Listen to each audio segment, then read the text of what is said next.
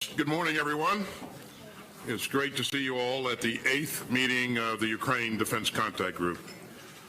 Together, we're starting a new year with renewed resolve to support the brave defenders of Ukraine. And I know that this meeting will only strengthen our unity and our drive. We're honored to be joined virtually today by President Zelenskyy of Ukraine, and so we'll hear from him in just a few minutes. We're also joined here in person by my good friend, Ukrainian Minister of Defense, Oleksiy Reznikov. And let me also welcome Ukraine's Deputy Chief of Defense, Lieutenant General Moishuk. It's great to have all these brave leaders with us. Let's give them all a round of applause.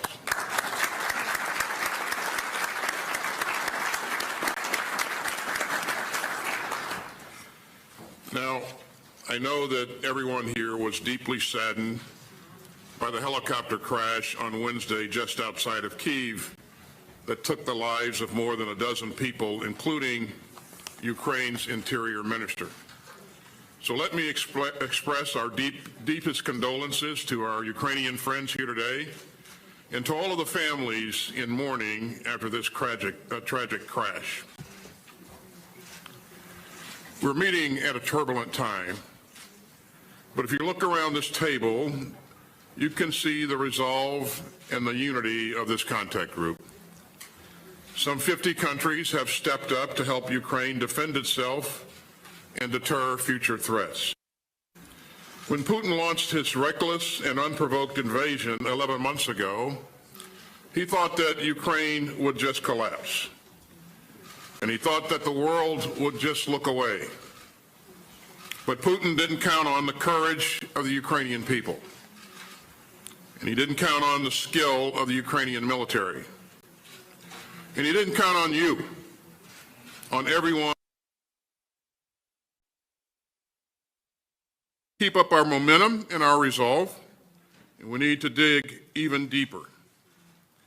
This is a decisive moment for Ukraine, in a decisive decade for the world.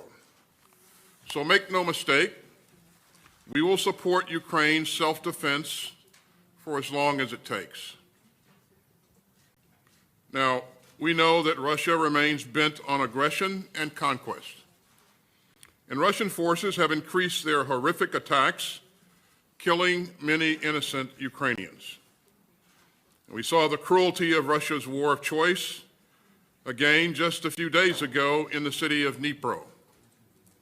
A Russian missile strike ripped into an apartment building, killing at least 46 civilians, including children. The Kremlin's forces continue to bombard Ukraine's cities and citizens. And Russian forces have targeted power plants, theaters, sports arenas, and centers of Ukrainian history and culture. Russia's attacks are designed to break the spirit of Ukraine. But they have failed. And the people of Ukraine have inspired the world. And meanwhile, Russia is running out of ammunition. And it's suffering significant battle losses. And is turning to its few remaining partners to resupply its tragic and unnecessary invasion. And even Iran and North Korea won't admit that they're supplying Russia. Just compare that to the groundswell of support for free and sovereign Ukraine represented in this room. I'm especially proud that the United States has greatly increased its security assistance to Ukraine. And last month, the United States announced that we will provide a Patriot air defense battery and associated munitions. We also included Bradley infantry fighting vehicles and other armored vehicles in that major package of security assistance. And today I'm pleased to announce another major new round of U.S. security assistance that helps to meet Ukraine's most urgent battlefield needs. This new security assistance package is worth up to $2.5 billion, and it's one of the largest yet. It brings total U.S. security assistance to Ukraine to more than $26.7 billion since Russia's unprovoked invasion last February. Our new package provides even more air defense capabilities to help Ukraine defend its cities and its skies. And that includes NASAMS munitions and 8 Avenger air defense systems. This new assistance package also helps meet Ukraine's urgent need for armor and combat vehicles. So we're providing 59 more Bradleys, 90 Strykers, 53 MRAPs, and 350 up-armored Humvees. And this new package will also provide thousands more rounds of artillery. So the United States remains determined to lead and to do our part to help Ukraine defend itself. Now, the United States will also provide Ukrainian forces with combined arms and joint maneuver training. And this training will work in concert with efforts by the European Union and others. And as the United States increases our support on multiple fronts, we're also prioritizing accountability with cooperation from the Ukrainian forces. And we're proud to stand together with our valued allies and partners to support Ukraine's self-defense. Poland has been a leader in providing armored vehicles, in training Ukrainian forces, and in providing shelter for Ukrainian refugees.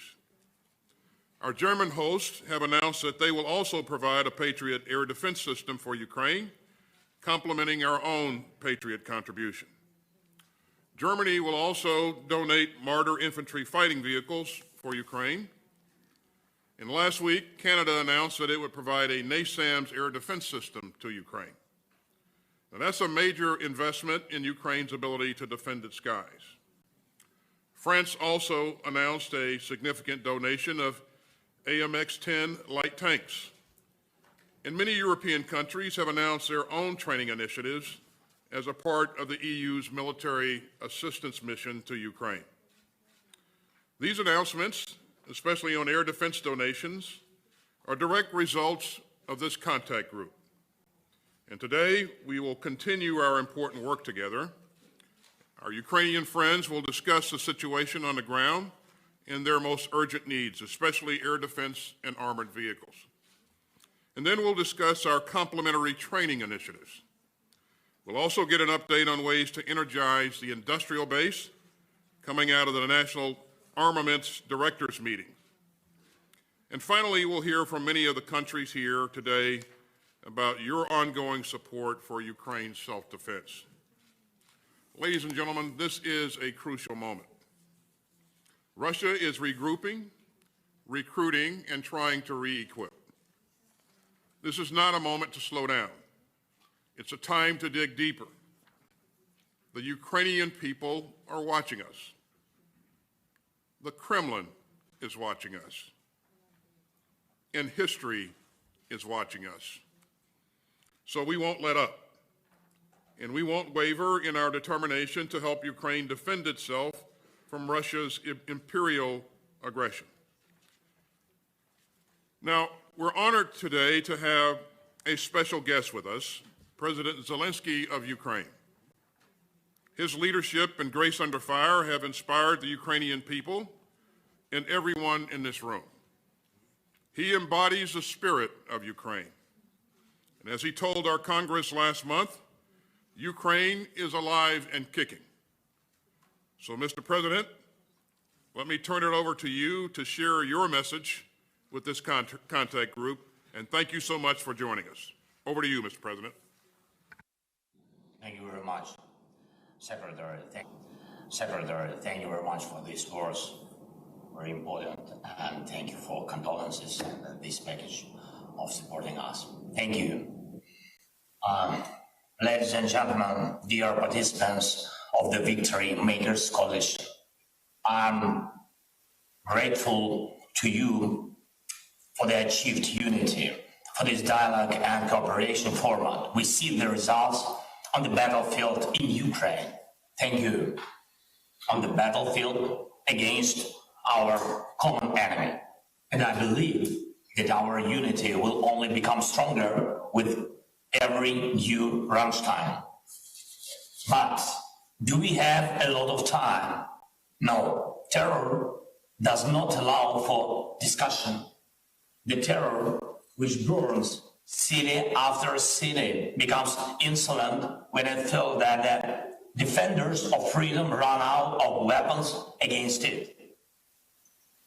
The war started by Russia does not allow delays. And I can thank you hundreds of times, and it will be absolutely just and fair given all that we have already done. But hundreds of thank you are not hundreds of thanks.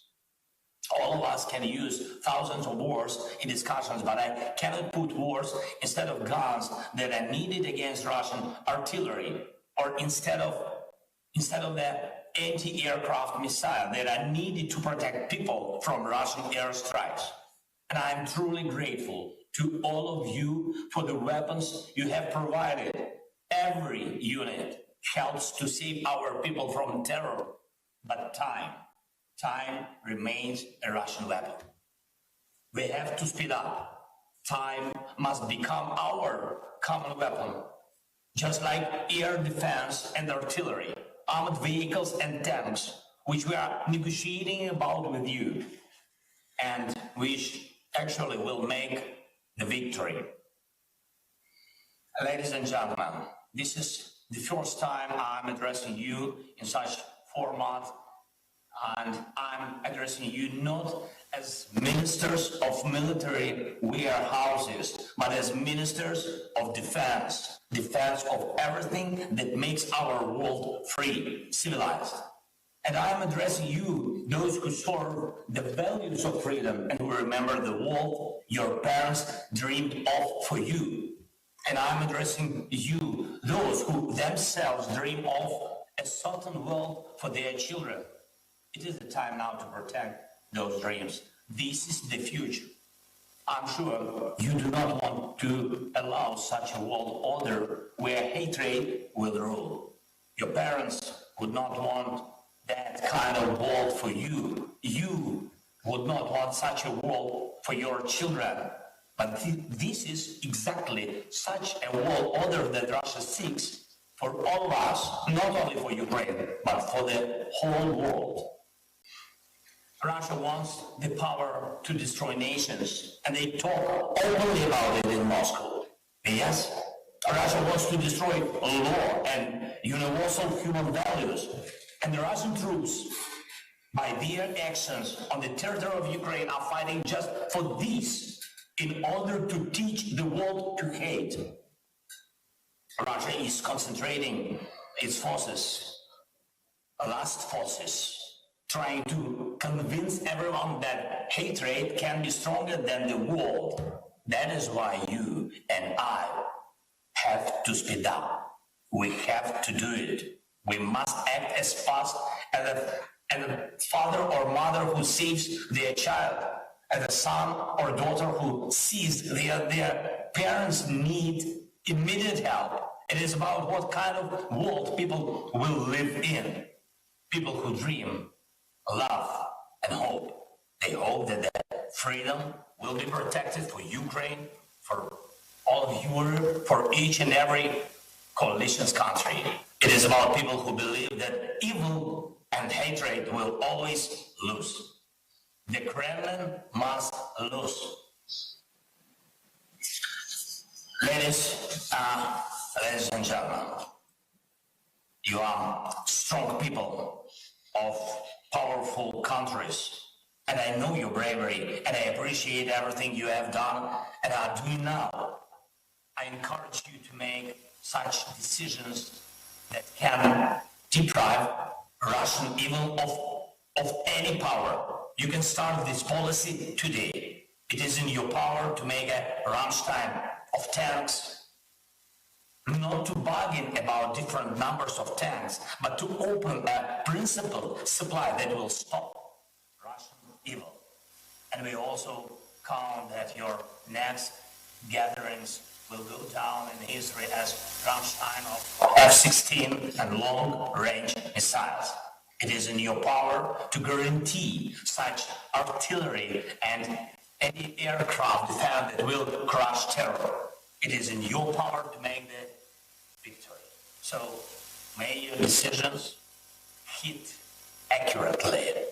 Just like our heroes on the front lines, glory to all of our soldiers and sailors, sergeants and foremen, officers and generals, and thank each and every one of you who defends freedom. Slava Ukraini!